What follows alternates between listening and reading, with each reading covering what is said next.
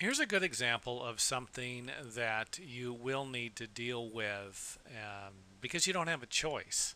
And this, of course, is a deteriorating bracket for a handrail. This is a stair handrail, and you can see that it's starting to rust at the bottom.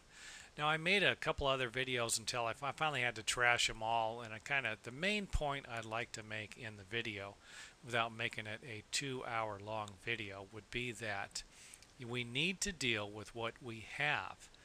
You know, if someone built a building a certain way and you now own this building or are in charge of maintaining the building, then what are you really going to do?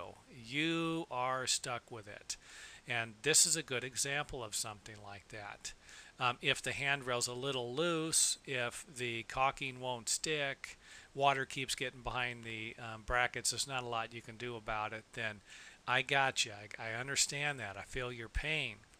But you will need to paint the area, you will need to clean it, and you will need to seal it and keep it sealed as best you can. Now, there is one more thing I'd like to point out, and it could actually be creating a problem for this particular bracket, and I've seen this done plenty of times. Remember, water usually doesn't flow uphill. Water isn't going to flow up the wall.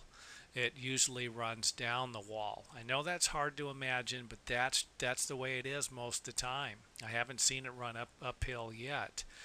Um, and a lot of times people will go in and they will seal the entire bracket with caulking. And then this doesn't allow any moisture that gets caught behind the caulking to drain out.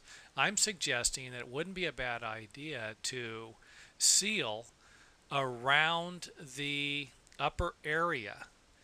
Let's just say you went around the area 3/4 of it, but you left the bottom quarter of the bracket.